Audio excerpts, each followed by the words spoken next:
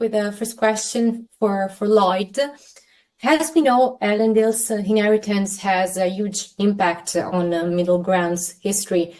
How was it for you to come back to a character in his journey to become an hero? That's a very good question. Yeah, when I first got the role, I mean, I knew, obviously, from reading Lord of the Rings, that that name is mentioned so often in the books that you've got this, one has a very strong image of who Elendil is, and particularly talking to a lot of fans as well, like this, he's this hero archetype. But Tolkien's only written small little signposts about him in the literature, very little written about him, and I think he's going about 2 sentences that he actually speaks to his father. So, like there's this great responsibility for this to present this hero, but also this great privilege to create him and make him 3-dimensional, and I hope a fully fallible human being, because leaders are not, well, in my opinion, leaders aren't born necessarily, they're made, and I think he's made by the circumstances that we're going to ultimately see, and that's the great joy about this show, is we start to shape it and go, how does a hero get made? How do you make a hero, and what are the situations that he comes across that change him, challenge him?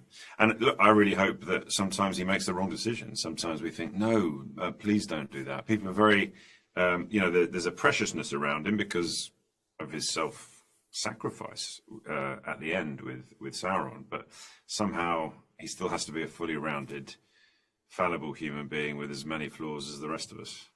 I mean, not Thank you very much. Leon, obviously. I have no flaws personally. Thank you. And the next question is for Leon, of course. In the first season, your character is a young idealist, very attached to his father's ideas. How did you approach his growing path in this second season? The second season finds Kemen hungry, and that was a real pleasure to play. I felt like in season 1 he was focused on trying to keep what he had. He was terrified of losing this future he saw for himself. And in between seasons, he's got a taste of what else is out there, what more is possible. His dad's been running the show for a while, and he's realized that it's not a matter of trying to retain. He could build something. He could amass even more. And I think that ambition is really thrilling to play through scenes. So many of the things I was looking at was about like trying to gain respect, trying to gain power, trying to gain a future he could see for himself as soon as possible, which was, well, as you'll see, arguably disastrous. For both of you, Tolkien's work continues to inspire and fascinates people of all ages all over the world. What's, in your opinion, its power?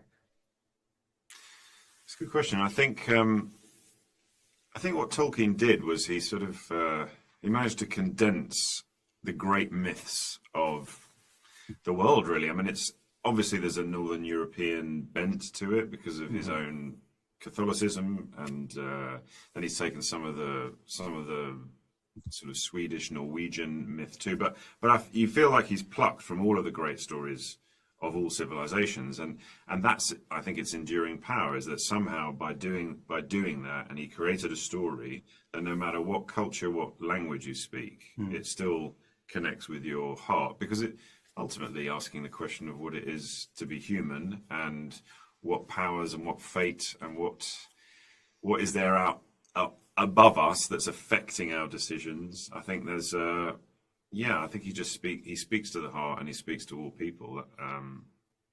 That's his great enduring legacy and joy. Absolutely.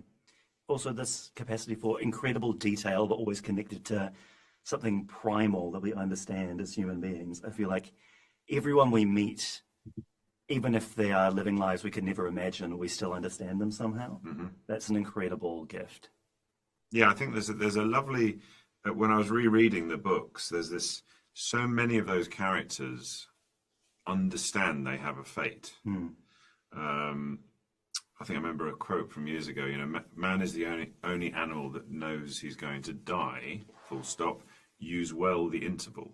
And so that, I mean, that sort of idea that there is an end, even if you're an elf, there is some sort of ending, but particularly that idea of fate and death and having to go on a journey and on a path and not quite knowing what the outcome is, but somehow you still got to keep taking the steps towards your fate. So yeah, I think Thank you very much. Actually, my time is up. I have to wrap up. It was a pleasure talking to you guys.